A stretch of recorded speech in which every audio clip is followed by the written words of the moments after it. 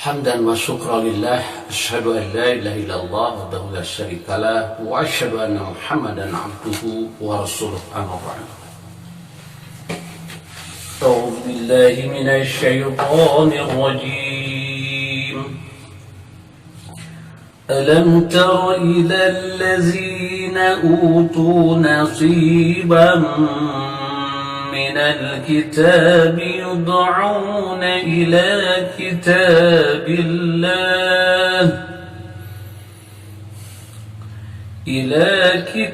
الله ليحكم بينهم ثم يتولى فريق منهم وهم معرضون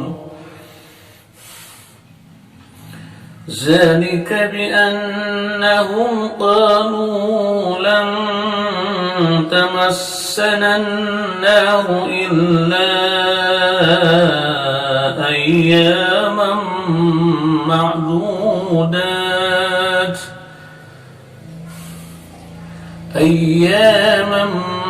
معدودات وغرهم في دينهم ما كانوا يفترون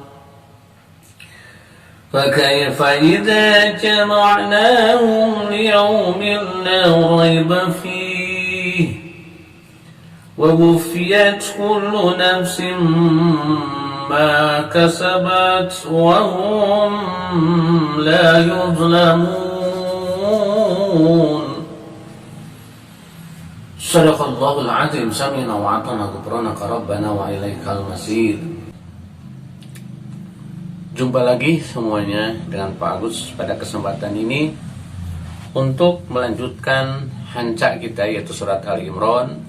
Insyaallah sekarang ayat 23 hingga ayat 25. Alam taro ilal ladzina utu nasiba. Tidaklah kalian melihat, memperhatikan ilal ladzina utu nasiba, terhadap orang-orang yang memperoleh nasib. Nasib itu kan bagian. Yang memperoleh bagian minal kitab, dari kitab. Yang dimaksud di sini adalah kitab Injil dan Taurat. Kitab Taurat dan Injil. Yud'auna ila kitabillah. Mereka diseru kepada kitab Allah. Liyahkuma bainahum.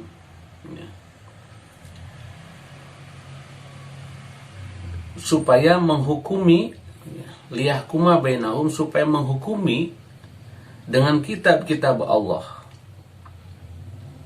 Summa yatawalla fariqun, tetapi sebagian mereka berpaling. Tawalla berpaling, minhum, di antara mereka, wahum mu'ridun, dan mereka memutar badan, mu'ridun, berpaling, nongongan, cak bahasa Sunda. Artinya tidak mau mengikuti arahan dari Allah bahwa menghukumi di antara manusia dalam segala hal harus berdasarkan kitab Allah. Kalau sebelum Al-Quran turun tentu saja berdasarkan Injil dan Taurat yang benar. Kalau menurunkan Al-Quran, otomatis Taurat dan Injil itu sudah tidak berlaku lagi tentunya. Dan mereka harus kembali kepada Al-Quran sebagaimana ajakan Rasulullah Shallallahu Alaihi Wasallam. Tapi mereka tidak mau, tidak mau menggunakan hukum-hukum Allah, terlebih-lebih Al-Quran. Mereka menolaknya mentah-mentah. Bukan saja tidak mau menerima, tapi tidak mau mendengar, tidak mau memperhatikan. Nonggongan, cek bahasa Sunda nama. Kenapa? Zalika bi'annahum qalu, karena mereka berkeyakinan lantamasana naru, kami semua tidak akan tersentuh oleh neraka. Sombongnya. Maksudnya meskipun mereka durhaka gitu, tidak akan tersentuh api. Kalaupun dia tersentuh api, illa ayyama madudat, hanya beberapa hari saja. Menurut tafsir Ibnu Katsir di sini yang dimaksud adalah 7 hari. 7 hari mana? 7 hari dunia, 7 hari akhirat. Di akhirat mah neraka tidak sama dengan hari di dunia kan. Satu hari 1000 tahun, berarti 7000 tahun. Memang enak. Jadi itu ucapan-ucapan sombong mereka ya, mengatakan orang Yahudi berkata bahwa mereka itu tidak akan tersentuh api neraka kecuali hanya beberapa hari saja. Kata mereka sendiri, bukan kata Allah. Sini jelaskan wa hum, karena mereka terpedaya oleh agama buatan sendiri. Pidinihim, di dalam agamanya, makanu yaptarun, yang mereka ada-adakan. Karena agama yang berdasarkan kitab Injil Taurat sudah dirubah, dirubah, disesuaikan dengan nafsu-nafsu mereka. Nah, yang mereka amalkan itu diantaranya adalah hukum-hukum buatan mereka sendiri, disesuaikan dengan mereka sendiri. Itulah jahatnya orang-orang Yahudi Nasrani ya, untuk mengubah agamanya sendiri, bahkan tidak mau menerima agama yang dibawa oleh Nabi Muhammad, bahkan mereka mencibirkan bibir dan mereka memusuhinya.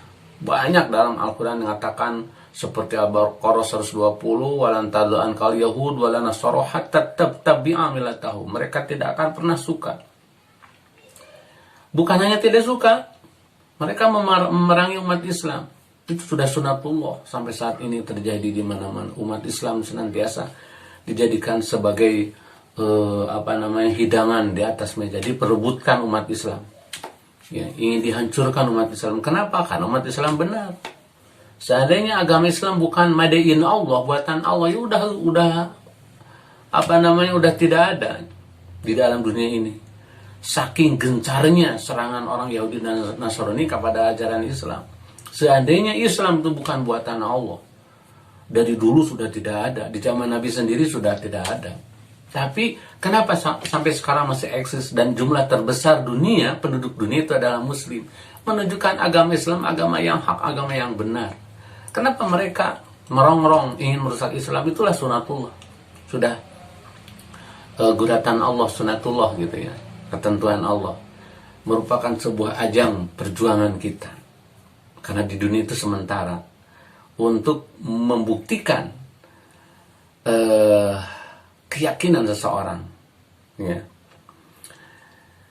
Kemudian Allah mempertanyakan pikiran-pikiran mereka dengan ayat 25. Fa kaifa idza jama'nakum liyaumil la raiba fih. Bagaimana nasib mereka ketika dikumpulkan mereka pada hari yang tidak ada keraguan-raguan? Itu hari kiamat, hari akhir. Cik deku maha gitu. Mempertanggungjawabkeunana marenehna. Ya. Berani-berani mengubah agama, mempermainkan agama, membenci agama yang hak, yaitu Islam. Bukankah di akhirat itu tempat menyempurnakan segala perbuatan kita? Makanya wa wufiyat kullu nafsin ma kasabat wa hum la yudlamun, akan disempurnakan setiap jiwa amal-amalannya. Apa yang pernah diusahakan, sikapnya, pikirannya, isi pikirannya, hatinya, itikadnya, keyakinannya, amalannya, semua akan dikalkulasikan oleh Allah Subhanahu wa taala tanpa akan dikurangi, tidak akan dianiaya. La tudlamun, seadil-adilnya. Ya, dalam surat At-Tin kan jelasnya, bi ahsani taqwim. Bukankah hukum Allah yang paling hakimin, bi ahkamil hakimin, bukanlah hukum yang paling bijaksana hukum Allah. Artinya orang masuk neraka itu bukan dizalimi, justru disempurnakan. Karena ketika di dunia dia kasabat, usahanya, perbuatannya memang pinarakaeun, otomatis di akhirat dikenderakakan. Ya, orang yang dimasukkan ke surga sebab usaha mereka ketika di dunia. Ketika di dunia dia menyempurnakan agama yang benar, dia memegang teguh keyakinan yang benar, dimasukkan ke surga. Bukankah Allah dari awal menciptakan manusia itu bukan untuk dikenderakakan, tapi Allah menciptakan manusia itu sebenarnya untuk dikesurgakan. Sebenarnya dari awal Allah menciptakan manusia itu dikesurgakan. Hanya manusianya tidak mau ke surga, seolah-olah begitu. Kenapa tidak ketika di dunia tidak mau menempuh jalan-jalan pi surga? Yang ditempuhnya jalan-jalan pi neraka, sakit terus diancam.